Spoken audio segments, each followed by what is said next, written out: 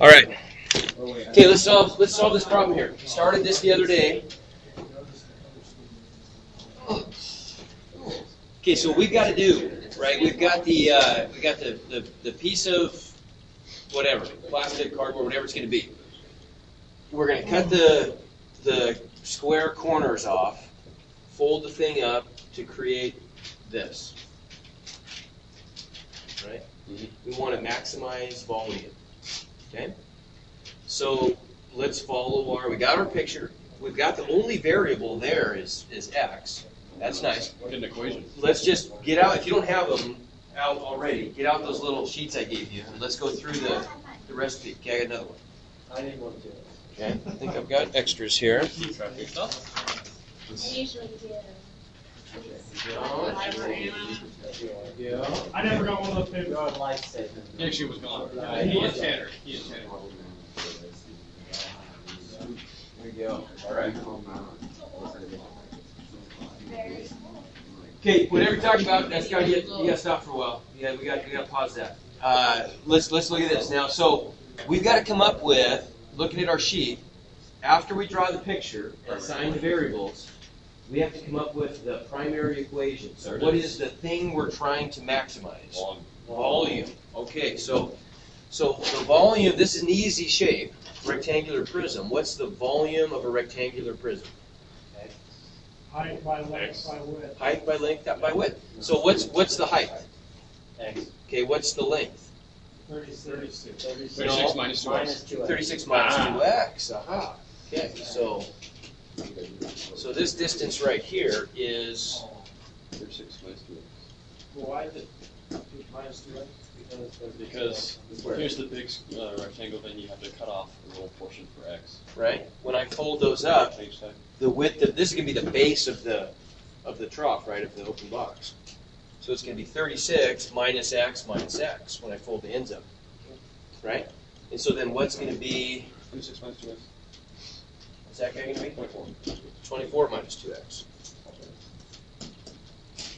So the overall volume is what?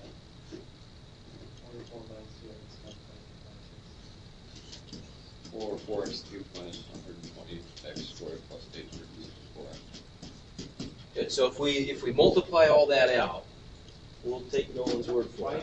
We get, well, because we want to, I got that. right, because now if we're going to differentiate this, we'd rather have it be a polynomial, so it's easy to differentiate. So volume as a function of x is, if I FOIL that out, what was it again? You remember? No.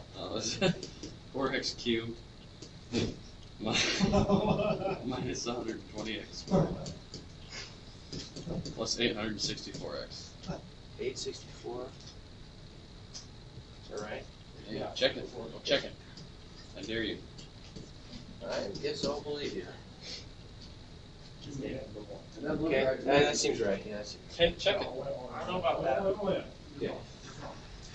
So now, do we need a secondary equation? Don't we need a surface area?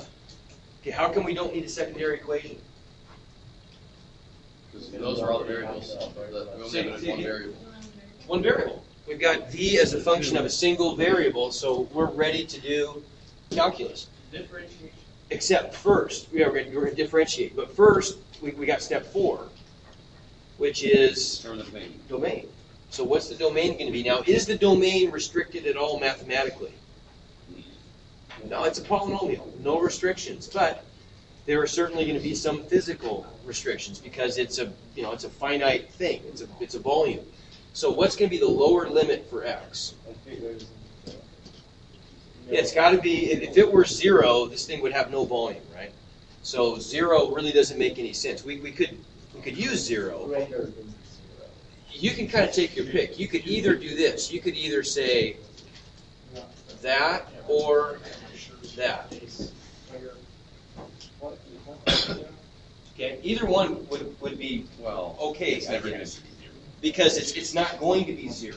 If it were, this ceases to become a box. But you could test 0. There's no mathematical reason you can't either. We just know that would be an answer of 0 volume. Okay. Now, what's the upper limit going to be? Where are we going to go to find the upper limit? Well, I guess we can just look on here. 12. Okay, 12. How come 12? Because 24 is the smallest size. Yeah, okay, the smallest dimension. If I increase the sizes of the squares I'm cutting off the corners, as these things grow towards the middle, the biggest they could get would be 12 by 12 because there's only 24 inches across, right? And once again, if they got all the way out to 12, the base is going to be nothing. It's going to be just a little line, right? The base is going to shrink to 0 because 24 minus 2x would become 0, right? So the upper limit is going to be, I could either write it this way or that way. We know that the answer is somewhere in between, right? One or the other. And I don't, you could debate till the cows come home about which one to use, and it's kind of a 6 of one, half a dozen the other. It doesn't really matter. That's just a different color. I don't even have cows. You don't? They wouldn't come home. Okay, well, then you'd be debating a long time. Cow dog. Yeah, no. So now what? We got the domain, we got the function of Your single calculus variable. skills. We make do a table. calculus. Yeah, skills. I'm still Skills. Make a table and analyze. Okay, so what's the derivative? But Mr. Walker, 12x. I'm a little patchy on how you got the zeros and 12x ones. squared. Oh, I got the 0 and 12?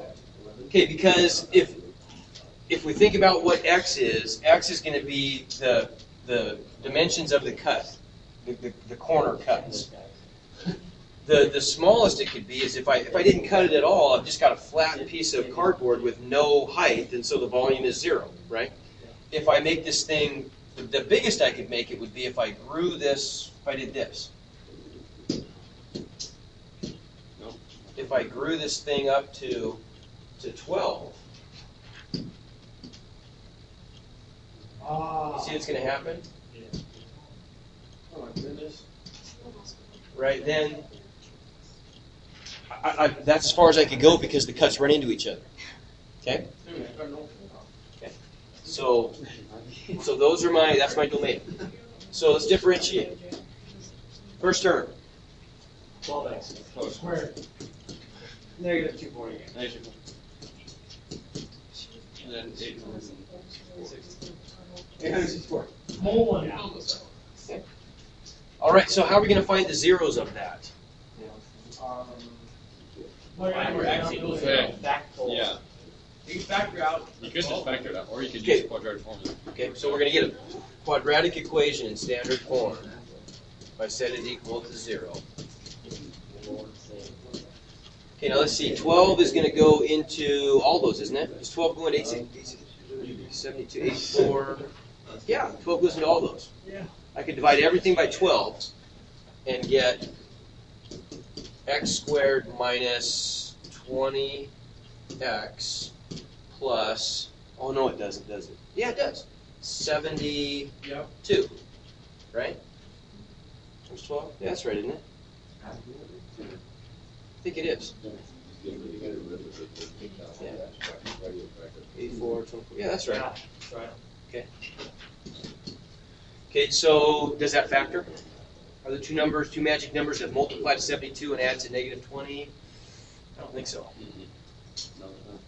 8, 12, 6, no. It's not going to work, is it? 9 and 11. I don't think so. Okay, so we'd probably use quadratic formula. Okay. So x equals what? 20 plus or minus the square root of what? 3 squared minus 4ac. Okay, so 400 minus 4 times 72 is, what is that? 144, 288.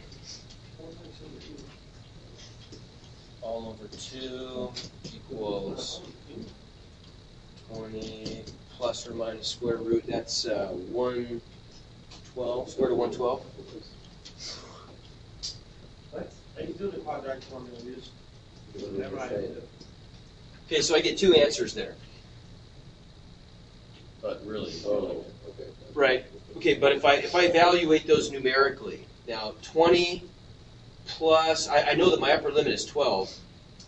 I can see here right away that square root of 112 is bigger than bigger than 10, right? So I'm going to get something bigger than 30 over 2 is bigger than 12, so the plus sign is out, Actually bigger than 11.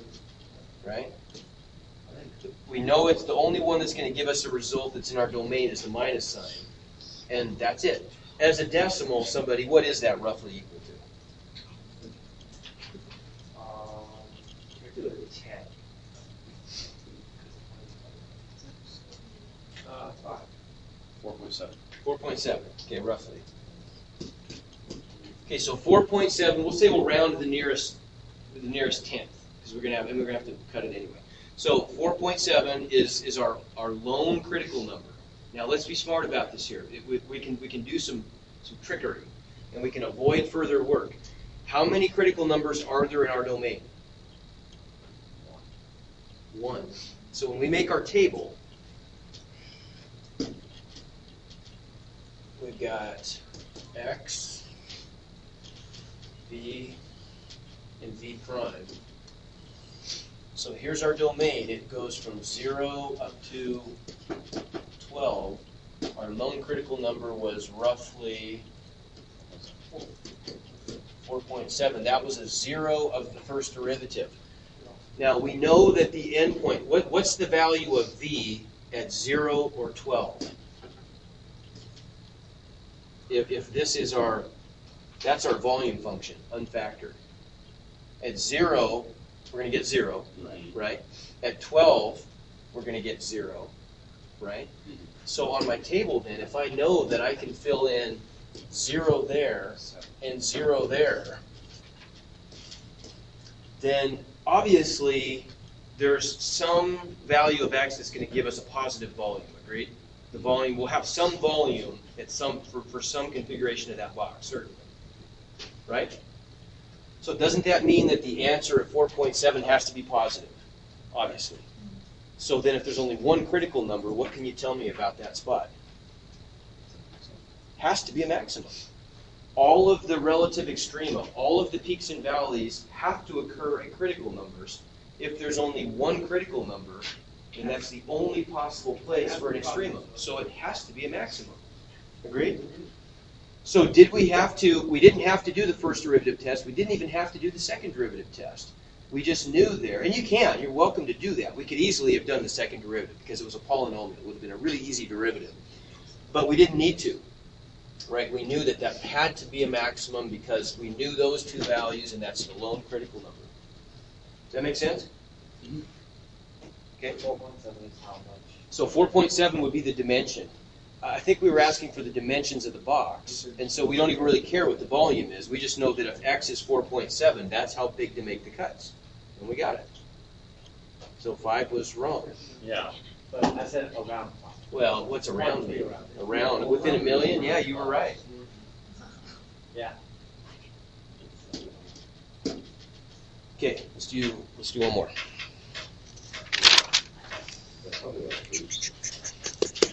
Okay, what's a good kind to do here? We've done a geometric They're actually kind. really cool because they're like practical. Yeah, I like these. These are good. Yeah, next time I'll make box. Yeah, next time I'm making a fish tank, I'll know.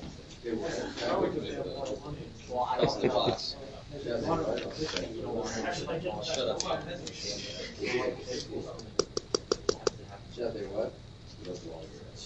Okay, let's do.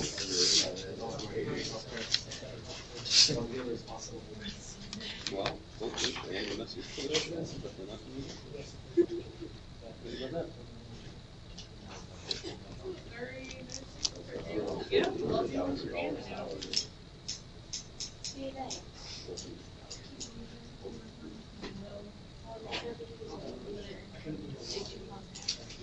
Okay, here's a good problem. We'll do this one.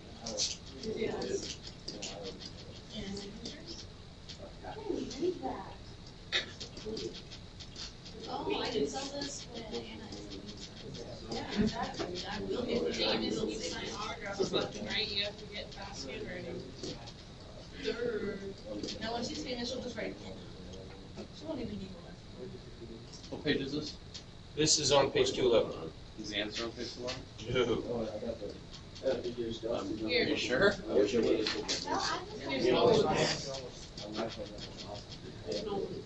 You gotta say things just in case one of us are famous one day. I'll do yours one too. No one will know if we're on. It doesn't look anything like this.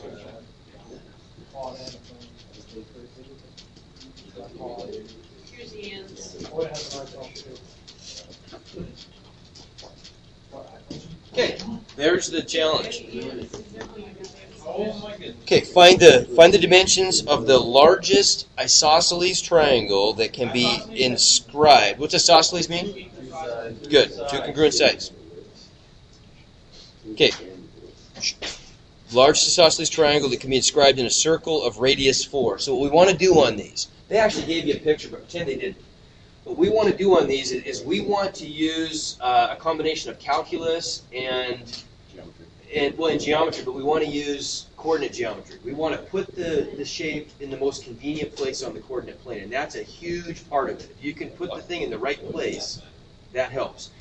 In this one, you may find it does, you may find it I feel like doesn't. if you put it right in the middle. See what happens. What do you mean by large? Stick it right in the middle. You mean like the most area?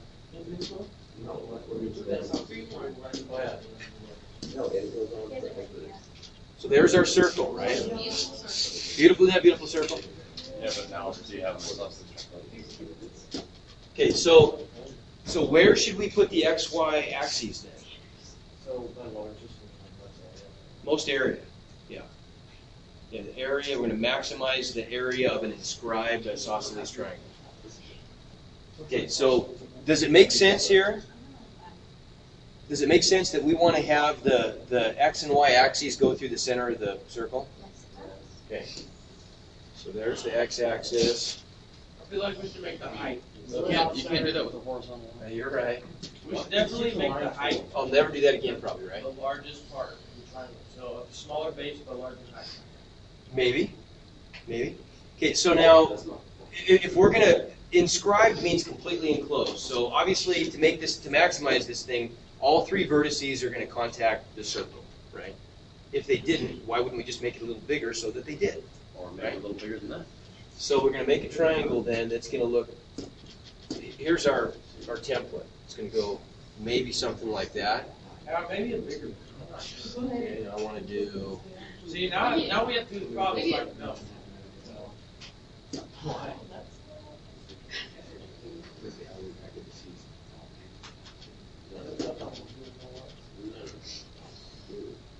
Okay, here's the new circle. okay, so there's our triangle. All right, so this is isosceles. Now, if I want to come up with an expression for the area of this thing, right? So what are the coordinates going to be for the vertices? 0 something. Okay, so, well, in fact, we know 4. Hey, Shane, you guys got. This is good. I want you'll like this. This is a very good problem. The fact that we can do this is amazing. Tell Lane to Chad. stop asking me questions. Lane, stop asking him questions. Asking questions about this. Okay, raise your hand. Ask me, because everybody will want to know. So the height is 4, right? Yeah. So then we know that the coordinates of this point right here are 0, 4. I mean, the radius is 4, the circle. Okay. So we know those coordinates. What is the radius? Radius 4, inscribed in a circle of radius 4. I mean, what is the radius really? Like relatively. Okay, this point right here is unknown. That one we'll call XY. We don't know what that is. Wouldn't the triangle be bigger if you put it right Yeah, on it's the bigger. x-axis? You still put more money. Well, we'll find out. I've just drawn, this triangle may be completely wrong. I'm just drawing a representative triangle. Just show you what it might look like. We know that the coordinates of this vertex are x, y. What are the coordinates of this vertex going to be? Negative x, negative y. Well, negative x, Why? y. Has the same y value as that Maybe one. they should both be negative y, because they are. Well, no, because we don't know where y is going to be. Y might give us a negative answer, Well, Okay. they're kind of I related. understand now. right? Okay. So we're going to come up with an area expression in terms of x and y then, right? And what we're going to let the calculus do, the math gods through calculus are going to give us an answer for the value, the precise value of whichever variable we choose to isolate, x or y, that's going to determine precisely where this thing needs to be. Okay? So my picture might be totally off, but it represents the coordinates of the vertices fine, right? It's just general. So what is the area expression in terms of, we got to come up with that. What's the area expression in terms of x and y? What's the formula for the area of any triangle? 1/2 base times height, okay? So what is the length of the base of this triangle? 2x, okay, good. So then area would just be 1/2 times 2x, that's just x. What's the height of the triangle? No. Y is really just that distance right there, isn't it? 4 plus y or 4 minus y? I'm not sure why. I'm not following Which part are you not following? that. Why would even be 4? Okay, because we know this distance right here, the radius of the circle is 4. Right? So then you add pi. Okay, but y, the way I've drawn y here, it's a negative value. But you It's didn't below. put it this way. Okay, so let's draw the other one. I see what you're saying. I've got the point. Let me draw a different version of the isosceles triangle. Here's another possible isosceles triangle, one that goes from there. Oops, I don't want that color. There's Oh, it's already gonna- blue in there. It's going to get confusing. We go like here. Lime green. To there, there, oops, I go from there, over to there, and from there, up to there, right? Now, we could also say that maybe this is actually what x and y are, okay? So y here is positive valued, right? So then wouldn't that distance be 4 minus y? Yeah. Okay? If y is negative, when I subtract a negative, what am I doing? Adding. So doesn't 4 minus y work in either case? Let's just say hypothetically that y were positive 1 and negative 1. Okay. Right? 4 minus 1 is 3, as it should be. 4 minus negative 1 is 5, as it should be. Right? That makes sense. Let's go with negative. Okay, does everybody see why? Yeah. Okay.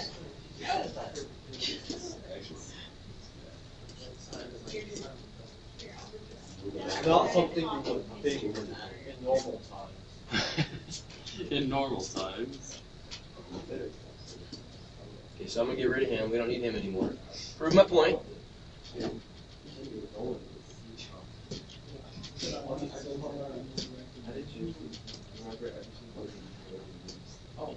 I know. Okay, so now we got a problem though. What's the problem? That was a problem. Well, two variables. Two variables. Two variables. So we must have we have to have a way of connecting the variables. So now we need another equation.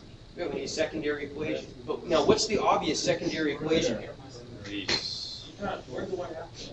Okay, It was 1/2 base times height, and it's the It was 1/2 times 2x. 2x. 2x is the base. Y coordinate is 1x. With the other x, it's 2x. 2 times 1/2 is 1. You see what I'm saying? Okay, now everyone who is really paying attention back there, you got that right? Okay. The constraint, the secondary equation, we oftentimes call the equation of constraint. It's always going to come from the constraint. Now, what's the constraint on our triangle here? 4. The radius of the circle, right? So to me, that's pretty cool that you can always say that. You can look at that totally conceptually, and you can see that the radius of that circle is going to determine, obviously, how big that triangle can be. So that's the constraint that we can see geometrically, we can see physically or geometrically. Then you know that's where you're going to go mathematically to get the equation of constraint. It's got to come from the circle. Well, what is the equation of a circle centered on the origin? What is that? Remember? What is the equation? What's the equation of all that? You know, the relation. It's not a function. What's the relation that predicts the position of every point on the circle? I'm not really sure what you're saying. I want the equation of a circle centered on the origin, radius 4. Like you're asking. Right? X squared plus y squared equals r squared. Right? Which is just the Pythagorean theorem. And here's why. This works because any value of x, I know this predicts any point on the circle, the coordinates x and y would work in this equation. Because look at the right triangle that we form right here. How you know 4 is a hypotenuse? Because it's the radius. Right? Now look at that right triangle. Isn't that just, if that coordinate x really just means the distance an ant walks horizontally from the origin, right? Yeah. The distance y really just means the vertical distance the ant walks. And so that right triangle there defines the circle. Okay? It's really just x squared plus y squared. I could either think of it as the equation of the circle, or I can just think of it as that right triangle. Either way, that's the secondary equation. That's the equation that relates x and y. Okay? So there's our primary equation. Here's our secondary equation. Okay, we've just got to meld the two now. Which variable are we going to choose to solve for here? It doesn't matter. X. We're going to solve for x, so we'll eliminate. How about if we eliminate x? Because x is by itself here. So we'll isolate x in this equation. Right, so x equals plus or minus the square root of 16 minus y squared. Okay, and we're going to get two values for x there, aren't we? Right? Yeah. Does that make sense? Okay. Yeah. So if now what? Well, Do the same with Aaron. 4 minus 1. That's exactly what it is. So, I don't know if it's. Okay. We're saying that the value of x that we're choosing is positive or negative. Well, the positive, right? Let me point something out to you. The coordinates of this point are x, y, and the coordinates of this point are negative x, y. So what is the value of x there, positive or negative in both of those? Well, this number is positive, right? That could be, for example, positive 3. Okay, so x would be 3. This value could be negative 3, but look, it's negative 1 times x, so I would still put a 3 in for x, right? See what I'm saying? Okay, so the value of x that we're going to choose down here then is going to be, all I'm saying is it's that one. If we're using a positive square root, okay? So that's what we're going to substitute in right there. Okay? So we end up with area as a function of y now, right? Equals the square root of 16 minus y squared times 4 minus y. So that's there we got it, right? Finally, we get down to a point where we've got the primary equation in terms of a single variable. So now we can get our domain and do the calculus. All right, so we'll grab this and go to the next page.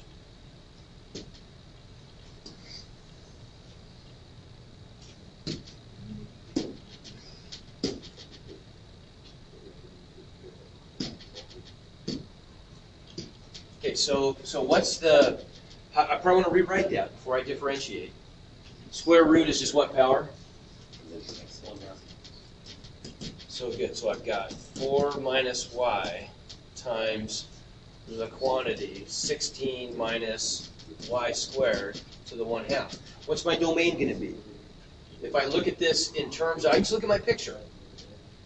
If I look at the possible places, you know, I know that the bottom vertices have to be on the circle. So what's the smallest value that y could take?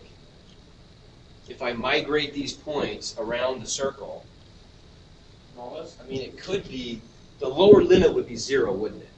Wouldn't make any sense though, right? That would be a 0 area triangle, but that would be the lower limit, right? Okay. Am I ever even going to pick a y value in quadrants above the x-axis? Why would the lowest limit of y be 0? Well, because now look, if the red triangle, I know that if it's isosceles, we can anchor the top vertex right there safely. I know that these two sides have to move in unison because they have to be congruent. So if I drag these points down, I'm going to get a longer, taller, skinnier isosceles triangle. If I drag them up, I'm going to get a shorter, wider isosceles triangle. Yeah, but it's going to be below the x-axis. Okay, yeah, but we could maybe finesse our way through the domain a little bit here. Theoretically, I could pull this thing up here, couldn't I? But why would I ever do that? Why would I ever, for example, why would I ever put the point up there and there instead of down here? Because isn't that going to give me the same base? If I were to pull this triangle up to here, right? If these 2 points are lined up vertically, so this becomes, let me just draw it. I think it'll help me to draw The it. height. So we got this. Oops, hang on. All right. I can understand what you're saying about that. No? That helps? Yes, it will. You don't have to lie, Shannon.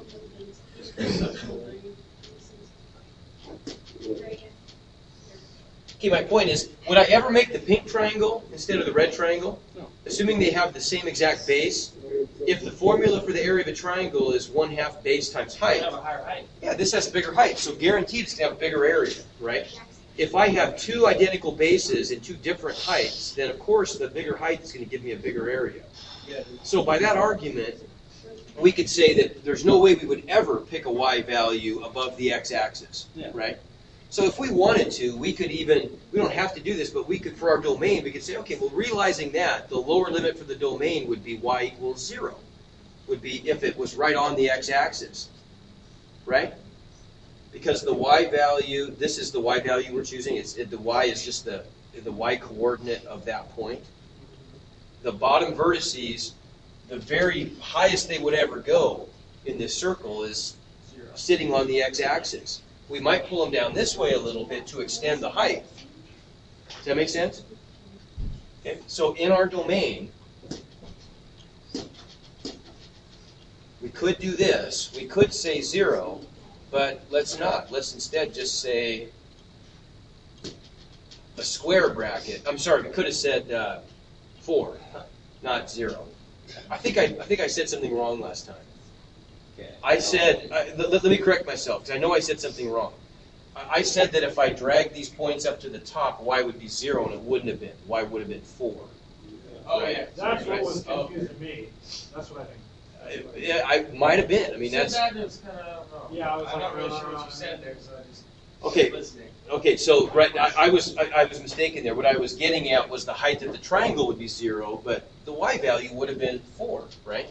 So we might have said, and this is okay. It's not going to affect our answer because this part of the domain is clearly not where the answer is going to be. But I could have set the lower end of the domain at I could have made it 4, right? That could have been one extreme on the domain. Instead, we're going to go ahead and make it 0. And I might actually have it backwards, which we'll see in a second.